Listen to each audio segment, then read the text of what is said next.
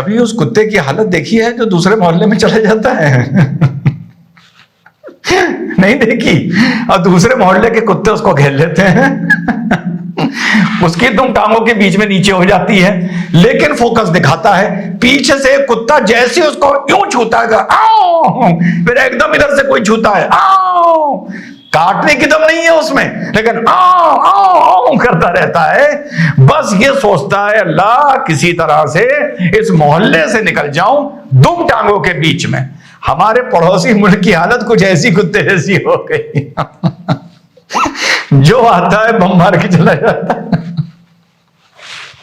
कभी इंडिया, कभी ईरान, उससे पहले अमेरिका आया और उसके आदमी को, उसके चचा को, ओसामा को उठा के ले गया, समंदर में फेंक दिया।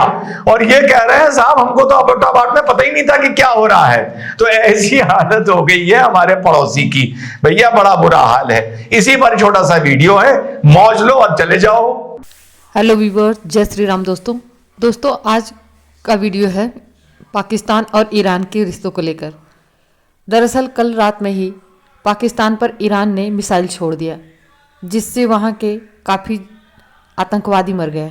पाकिस्तान रोना रो रहा है कि वहाँ बच्चे मर गए हैं। ईरान कह रहा है कि मिसाइल गलती से छूट गई है। ये देखने के लिए चलते हैं रिजवान सर की वीडियो में, वहीं से पता चलेगा कि सच्चाई क्या है। दोस्तों वीडियो पसंद आए तो लाइक, शेयर और सब्सक्राइब जरूर करें। धन्यवाद।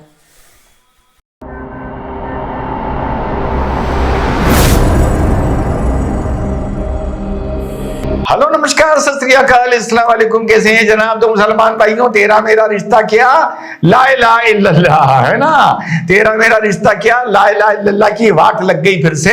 मैंने बोला था आप लोगों से मुसलमान भाइयों, 7 अक्टूबर को बोला था मैंने कि भैया तेरा मेरा रिश्ता क्या, ला इलाहा इल्लल्लाह की जिंदगी में कोई अहमियत नहीं है। जो अपना है वो अपना है, भले वो मुसलमान हो, भले वो हिंदू हो। यार ऐसे रिश्ते जो तुम लोग ये जो नारेबाजी करते हो ना, इसकी कोई अहमियत नहीं होती है। अब ईरान ने बम तैयार किए थे इजराइल के लिए। रिजवान अहमद ने बताया था कि इसकी अम्मा ने इसे दूध नहीं पिलाया है कि ये इजराइल पर बम मार। इजराइल तो अभी 10-15% ताकत इस्तेमाल कर रहा है, पर भाई ने देखो तुम्हारे बोल दिया था कि किसी में हिम्मत नहीं है जब आ जाके गड़बड़ करते। तो उन्होंने कहा ऐसा है, तेरा मेरा रिश्ता क्या, क्या तेल लेने। हमास पैलेस्तीन गया तेल लेने। इन मिसाइलों को यूं मोड़ दो और अपने ही सुन्नी भाइयों पर चला दो। कहीं ना कहीं तो चलने चाहिए ना, कहीं ना कहीं तो भौकाल बनना चाहिए। तो सबसे आसान कौन? सबसे आसान अपना पड़ोसी मुल्क। सबसे ये कहता है कि देखो बहुत अंजाम झेलना पड़ेगा, देखो तुमने हमारे साथ ये, देखो तुमने हमारे साथ ये कर दिया है। और थप्पड़ पे थप्पड़ पड़ते रहते हैं। दूसरे मोहल्ले में गया, गली के कुत्ते जैसा इसकी हालत हो गई है। और गंभीर मामले में मुसलमान भाइयों, यार मुसलमान भाइयों, आपने रीले बनानी बंद करनी हमास को, प्रेस्टीन को लेके। क्या हुआ? पहले तो बड़ी रीले बनाते थे, हैं पेप्सी की बोतलें पटक रहे हैं।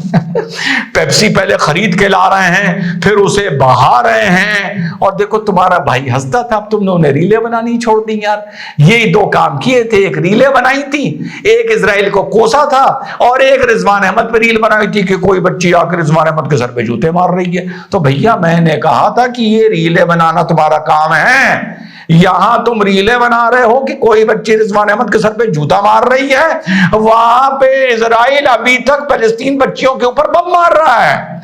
तुम भूल गए, तुम कहीं और बिजी हो गए। लेकिन उसने बम मारने नहीं बंद करे। 25,000 का आंकड़ा पार कर दिया है, मालूम है तुम लोगों को? 25,000 का। और कोई भी मदद को आगे नहीं आया। और जो रिजवान अहमद कहता था कि ईरान ने ये सारी पैलेस्टीन से जो मोहब्बत दिखाई थी कि तेरा मेरा रिश्ता क्या, ला इलाहा इल्लल्लाह के लिए नहीं दिखाई थी, ये उसने दिखाई थी सुन्नी वर्ल्ड को इजराइल से बढ़ाने के लिए। जब उसको लगा कि यार दाल गल नहीं रही है, ये कमबख्त मान नहीं रहे हैं, इजराइल का कुछ कर नहीं रहे हैं, इतने में आईसिस आ गया। आईसिस ने उस दिन 15 दिन पहले जो इनके जनरल मारे गए थे इराक में जिनके ऊपर बम दागा गया था, तो बम दगने की उनकी 3rd एनिवर्सरी बनाई जा रही थी, उसमें आईसिस ने आकर 105 निपटा दिए, तेरा मेरा रिश्ता किया, ला इलाहा इल्लल्लाह कर दिया। तो ईरान बेचारा गया बौखला, उसने कहा यहूदियों को तो बाद में देखूंगा। यहूदी मेरे कौन से दुश्मन हैं? मेरे दुश्मन तो सुन्नी है माशाल्लाह। 1400 साल से हम ये लड़ाई लड़ रहे हैं, इंशाल्लाह क़यामत तक लड़ेंगे। इस लड़ाई को तुम थोड़ी भूल सकते हैं? सुन्नी मुसलमान, शिया मुसलमान की आपस की रंजिश 1400 साल हो गए हैं माशाल्लाह। तो भैया उसने कहा दे दनादन दन और 11 बम मार दिए।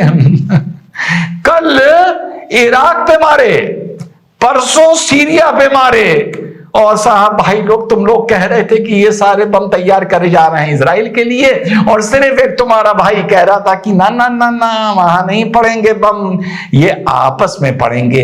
इसीलिए इस तरह से जो ये तेरा मेरा रिश्ता क्या ला इलाहा इल्लल्लाह ना, ये यार धरातल पर तो काम आता नहीं है, गैर मुसलमान को और चिढ़ा देता है। तो एंड में देखो बिल्कुल वही हो रहा है जो तुम्हारे भाई ने बोला था कि इजराइल का कोई बाल भी बांका नहीं कर पाएगा, और आपस में देखो कलई खुल गई। उधर ईरान अफगानी सुन्नी मुसलमानों को अपनी यहाँ से खदेड़ रहा है, इधर पाकिस्तान सुन्नी अफगानी मुसलमानों को अपनी यहाँ से खदेड़ रहा है, उधर ईरान इधर बम मार रहा है। और किस पे बम मारे, नाम कैसे कैसे रखते हैं, क्या रखा है, जैश अदल, यानी लश्कर अदल कि साहब आर्मी ऑफ जस्टिस। नाम इन लोगों को बड़े बड़े अच्छे आते हैं, लेकिन सबसे जो प्यारा नाम है, सबसे प्यारा नाम है वो है लश्कर जाहिलिया। उससे प्यारा नाम नहीं हो सकता मेरे लिए। अब साहब जब बात हो ही रही है तो जैश अदल के बारे में भी कुछ समझ लेते हैं। 2012 में इसका ये एक माशाल्लाह सुन्नी मिलिटेंट ऑर्गेनाइजेशन था जो बलूच पाकिस्तान और ईरान के बॉर्डर पर ऑपरेट करता है, और दोनों पाकिस्तान के एक छोटे से हिस्से से और ईरान के एक बड़े हिस्से से काट के एक अपना मुल्क बनाना चाहता है। लेकिन पाकिस्तान ने अभी तक माशाल्लाह इसको मिलिटेंट ऑर्गेनाइजेशन नहीं माना था, क्योंकि ये सुन्नी इस्लाम से ताल्लुक रखता था, शिया से रखता तो पहले मान लिया जाता। तो 2012 में ईरान ने इसके लीडर थे अब्दुल मलिक रीगी करके कोई, उनको पकड़ के उन्हें एग्जीक्यूट कर दिया था। तो वहां से इन्होंने कसम खाई थी कि ये ईरान से अपना एक हिस्सा काटकर अपना एक मुल्क बनाकर रहेंगे। बड़ी बड़ी घटनाओं को इन्होंने अंजाम दिया, और जो माशाल्लाह इनका लोगो है ना, उसमें 2 तलवारें हैं।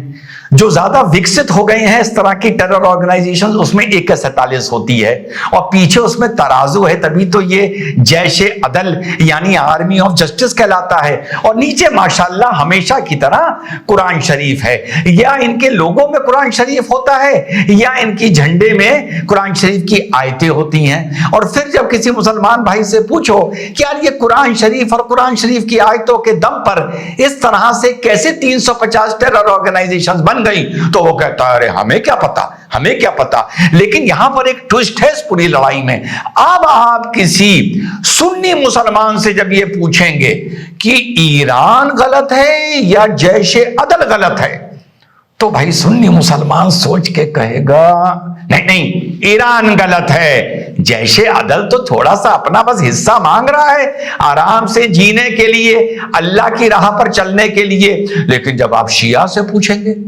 कि इनमें दोनों में कौन गलत है, तो वो कहेगा शिया थोड़ी गलत है, वो तो शिया है, सुन्नी गलत है। और बदकिस्मती बस रिजवान अहमद की इतनी है कि ना वो शिया देखे, ना वो सुन्नी देखे, ना हिंदू मुस्लिम सिख ईसाई यहूदी बौद्ध देखे, बस वो सत्य देखे। तो कुल मिला के इन्होंने 2013 में 14 ईरानियन बॉर्डर पुलिस के लोग मारे। फिर 2013 में इन्होंने एक ईरानियन जज को मारा जिन्होंने बहुत सारे फैसले इसी मिलिटेंट ऑर्गेनाइजेशन के खिलाफ दिए थे। फिर 2019 में इन्होंने सुसाइड बॉम्बिंग करी जिसमें 27 ईरान के पुलिस मैन जो ट्रेनिंग में थे वो मारे गए थे। फिर 2019 में इन्होंने सिक्योरिटी पर्सनल्स पर अटैक किया और ये अटैक कर पाकिस्तान आ जाते थे। तो कुल मिला के ये वही पुरानी कहानी है कि 300-400 लोग AK-47 लेके खड़े हुए, कुरान शरीफ की आयतों के झंडे बनाए और कहा कि हमें इस्लाम के नाम पर, हम ही सच्चे मुसलमान हैं और हमें इस्लाम के नाम पर एक अलग मुल्क चाहिए। तो ये कहानी तो अब इतनी पुरानी हो गई है कि जिसकी भी डिटेल उठा के देखो लगभग आपको वो डिटेल ऐसी मिलेगी, इस्लाम के नाम पर मुसलमानों को मारना, ना ना ना, इस्लाम के नाम पर पहले गैर मुसलमानों को मारना, और जब गैर मुसलमान ना मिले तो अपने मुसलमानों को मारना, अपने मुसलमानों में दूसरे अकीदे के मुसलमानों को मारना, जब वो ना मिले तो अपने अकीदे के मुसलमानों को मारना, कुल मिला के मारना। समझ गए ना आप? तुम मुसलमानों जब तुम आपस में ईमानदार हो जाओगे, जब तुम आपस में मोहब्बती हो जाओगे, तब तुम पूरी दुनिया के साथ ईमानदार हो जाओगे, पूरी दुनिया के साथ मोहब्बती हो जाओगे। पहले आपस में तो मोहब्बत करके उस रिश्ते को निभा के देखो। जिस दिन रिश्ते निभाने सीख लोगे उस दिन गैर मुसलमान के साथ भी रिश्ता निभा लोगे। और रीले बनाने से कुछ नहीं होता, बॉयकॉट करने से कुछ नहीं होता। रीले बनाए जाओ, अब बनाओ ना रीले, अब बनाओ कि शिया सुन्नी पर बम दाग रहा है, बनाओ, और इजराइल खड़े होके हंस रहा है। लेकिन तुम यहां रील नहीं बनाओगे क्योंकि सच से पर्दा करना तुम्हारी फितरत में आ गया है और झूठ बोलना तुम्हारी, मेरे भाइयों, फितरत में आ गया है। जिस दिन तुम्हारी ये फितरत ठीक हो गई और सच सुनने की और सच बोलने की तुम में ताकत आ गई तो तुम खुद ही बोलने लगोगे कि तेरा मेरा रिश्ता क्या, ला इलाहा इल्लल्लाह की कोई अहमियत नहीं है, और जो ये बंदा रिजवान अहमद बोलता है बिल्कुल सच बोलता है। तो मुसलमान भाइयों, बहुत बुरा दिन है और मेरे लिए बड़ा अच्छा दिन है, क्योंकि माशाल्लाह वही होता है जो रिजवान अहमद बोलता है। तुम लोगों की रीलों का इंतजार करूंगा, जो ईरान और पाकिस्तान और सीरिया के आपस के बीच में अब ये जो बम चल रहे हैं, इस पे जो तुम लोग रीलें बनाओगे, और थोड़ी बहुत इजराइल पे भी बनाते रहो यार, पैलेस्टीनियंस के लिए भी बनाते रहो। 25,000 का आंकड़ा पार कर गया है, तुम लोगों ने रीलें बनानी बंद कर दी। जय हिंद, वंदे मातरम, खुदा हाफिज।